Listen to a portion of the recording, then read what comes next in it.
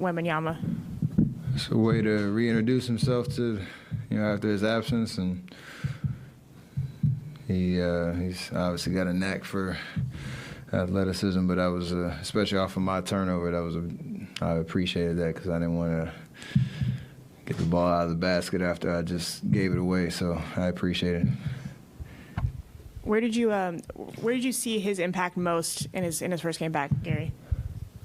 I mean, he just gives us great energy on the ball, defensively, and he's one of those guys, like, it might show up in the stat sheet, it might not, but he makes the opponent have to be aware of him, where he's at, think about him. He causes chaos out there, so. And he's doing a good job with it for us. We have to talk better as a group. And I think he took a challenge, having watched for however many games he was out, to make his presence felt there too.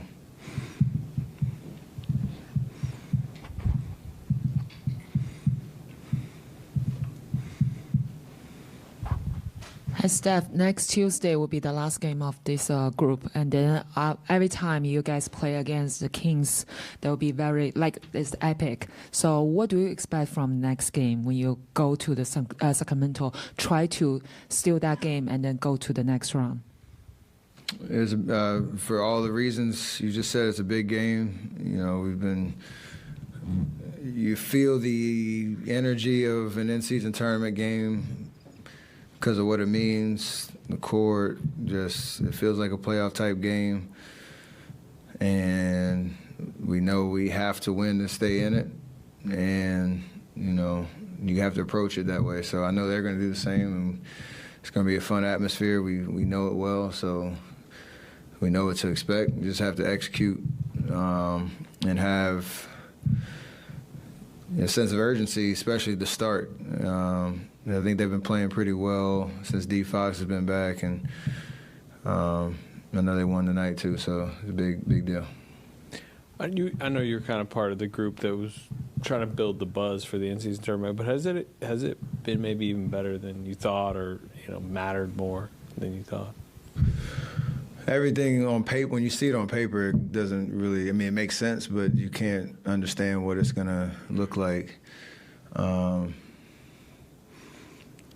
Who was I talking to? I think my brother, we were talking about it this summer. It's like everything had to start from somewhere. And so it's kind of a cool vibe to know, like, the way it's designed, again, the decisions about, like, the court and the hype around it, and, whether you, at first glance, understand how it works or it takes you a long time, wherever you are on that spectrum. Like, it does feel different on TV in the arena, so it is definitely better than I think anybody probably expected. And as a fan, you should enjoy, what you're watching. And I'm sure it's going to get better when you get to the knockout rounds, especially with the different venue in Vegas. Moses started with you guys tonight. What's it been like, kind of finding the right combination so far early in the season? Still a work in progress all the way around. I guess you could say as it should be, but you don't want to be in a position where you're, the last 9 games or so have gone, only 2 wins, so you want to have some more to show for it, but everybody has to be ready. It's the nature of how we do things. I have done them for a while, and it's a challenge for this team to continue to make it about the team. Like, that's all we can do, and just keep trying to get better, make the necessary adjustments, whatever you're asked to do, however many minutes you're out there, and hopefully we'll all be better for it as we go through. What do you think kind of made it difficult to put it away today? We had a couple of bad turnovers. I lost it at half court. I stepped on the line. And we had a couple other ones. So I got to do a better job of controlling possessions there.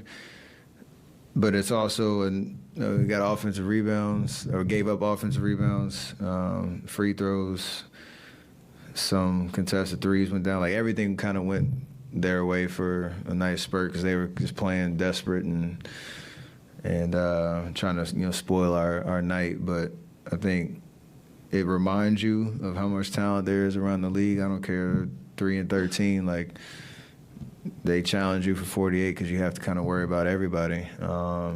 And we kind of let our foot off the gas pedal a little bit down the stretch. Thankfully, we won, but it's, again, a reminder of it's hard to win in this league. I don't care who you're playing. You guys have 3 days off, 2 practices, and then Draymond back Tuesday. Does this feel like it could, you need it to be kind of a pivot point early this season? Yeah, because, we're 8-9. Like I said, that 9-game stretch that we're in right now has not been great. So I know Draymond's excited to be back. We're excited to have him. We need him. And I think overall, how we talked about that last little practice, or this last couple of practice sessions we had a week ago, to kind of just focus on the areas of improvement, especially offensively. Well, I guess both sides of the ball. Offensively, in terms of what we're trying to accomplish in each possession. Defensively, being more connected as a unit and trusting each other a little bit more so that we can be better, like the point of attack defense, and knowing that we have help side, and like just being more organized on that front too. So Draymond being back helps a lot, not just because of what he does defensively, but the way he communicates. But it won't solve everything, so we have to address those, especially going into SAC, who we know how their offense is. Steph, you mentioned before that you didn't consider Sacramento a rival, but given some of the games you've had there recently and the last time you guys were there, you gave the night after making a pretty big shot. What's it going to take to turn Sacramento into a rivalry series for you guys? I'm going to have to check with the committee that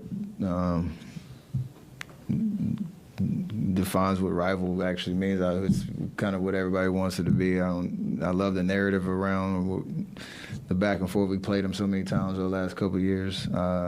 Whatever you call it, it's fun basketball. It's entertaining, and you have to play well to beat them just because of what they do. And obviously, a 7-game series helps. But like I said, we know what to expect when we go up there, and it's cool that there is an extra little emphasis on the in-season tournament outcome of this group, fitting that it is against them.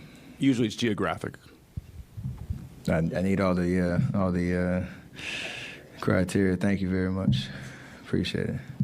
Hey, Steph, you got isolated on Wembanyama a couple times. I think you blocked your shot once. You took a step back. It looked like when you went into the lane, you thought about shooting a layup, then kicked it out and got that relocation 3. Do you have to kind of recalibrate, knowing that he can reach shots that other people can't? Well, for sure. I mean, we just seen him, or we're just seeing him for the first time, and you don't have the luxury of having a 7'4" scout team representative who can, be out there and, have a presence like he does. So you have to. He makes you think. There's options out there, and there's ways to kind of counter it, but. You just can't do the same thing you normally do. He blocked my shot on a floater, and the only thing you think he jumped, he just went like that and knocked it off the backboard. So it still catches you by surprise, the stuff that he does, just because of his stature out there. But that last play, I probably would have tried to lay it up had the first half. When I got my shot blocked, had not been in my memory, and kicked it out, relocated. Like I said, there's counters and stuff. You just had to be very mindful of where he is, because if you just try to go through him or over top him, it's going to lead to nothing, really. Oh, hi, Steph. As a team captain, how do you address the frustrations of your teammates? We saw Clay throwing a few towels. Wiggins is like a little bit more private with his frustration with, his on-court play. How do you make sure that they stay calm, but at the same time keep their energy?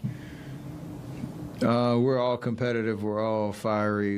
Everybody wants to play well. There's a lot on the line personally and as a team, and we carry that energy, every time we step foot on the floor. That's not just Clay, that's not just Wiggs, that's everybody. So the conversations we have in practice and the belief that we have in everybody, that's an all-year thing. And no matter how you're playing, like, there's ultimate confidence that everybody's going to contribute to, getting us to where we need to be as a team.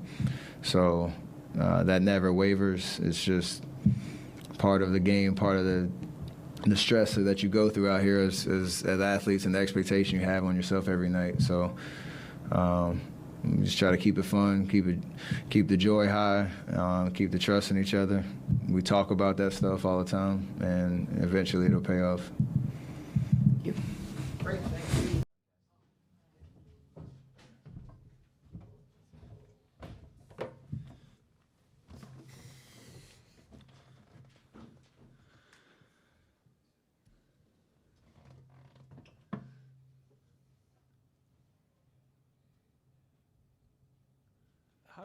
Overall, just kind of how you feel about this win. I mean, I think you guys had like 24 turnovers. There was flaws to the win, but you got it.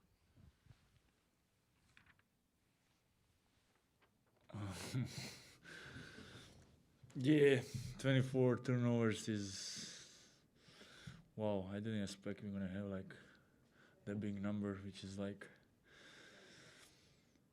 way above we should have. I think that's a kind of like problem. Sometimes some games we are okay, some games we are like turning over too much. 24 obviously is like too much, but we find a way to get a win. But obviously that's like a biggest concern, from this win. So if we wanna win in multiple times, if we wanna compete like every night to be able to get a win, of course we need to take that number way better. So I hope we're gonna do it. You seem surprised by the number of turnovers. Did it feel like a game where you guys were in control of the ball, or did it feel sort of hectic? I mean, obviously we play fast. We try to get all guys involved. It's not just like ISO things. So obviously teams who play like more ISO basketball is like they have a less turnovers. But we try to play fast. Try to play both sides. A lot of splits, a lot of cuts. Obviously that number is going to be a little bit bigger, but like 24 is much, and it's good. It's the beginning of the season, so we can see like where we are right now, what we should do better defensively, offensively. Obviously offensively, that's the one of the best thing that we can improve. You guys played the Spurs in the preseason slate. Where have you seen Victor Wembanyama's game maybe improve or change in the last month so far? Obviously, how it is in NBA. Sometimes, all these hype things, you're like more energized, you are like more there. Once the season starts, 15, 16, 20 games in, sometimes, people scout you and that kind of stuff. Sometimes you're going to go, play good, play bad. Obviously, he's rookie. I think it's a great future in front of him. We all have that kind of slumps, up and downs, and I hope he's going to figure out, for the San Antonio Spurs. But, obviously, like, great talent, with that size, able to shoot like that, and block the shots around the rim. It's hard to play against him. So, he's going to have up and downs. It's just beginning for him. You've averaged over 18 on 60% shooting in the last 3 games. How have you just kind of felt in the flow of the offense, your rhythm lately? Yeah, I would just kind of like go with the flow, what you say. I didn't think about like, should I score? Should I be more aggressive? I was like, just go out there and play with what game gives you. And obviously, some teams gives you more space, some teams less. But, try to read the game as best as I can. I think that's why they kind of signed me here, to just play on the flow, play how I feel. They kind of trust my decisions, and I try to be calm and make the best decision possible in the moment. Is this kind of as open as you've been consistently from three at any point in your career? I mean, I think I had a better percentage, I think second year. I think it's what I say, it's just beginning of the season. We are like, 17 games in, I'm going to be consistent some games I'm going to miss, but try, overall be in a point to don't take so much to heart, you know what I mean? Because maybe next time I'm going to be open. So, I think it's a work thing, but it's a lot of mentality thing. You have guys who are great shooters, 1-on-0, but like when it comes to the game, it's just like mentally thing. So I try to, what I say, mentally be like as best as I can, to be clear, to take open shot, to don't hesitate. And, I think I'm just doing right. So it's hard to say. Did you find yourself caring about like the in-season tournament stakes that were on the line tonight? It's obviously like I play that kind of stuff in Europe, like similar kind of thing, similar format, and it's like every game kind of matters, or you are out, especially if you have like you play for the big team, you are favorite in that game. Everybody expect from you to win, but here is like NBA, everybody can win, against everybody. So it's not that kind of like game on the line, but it's coming there. I really like it. That kind of format, makes you dive into every game.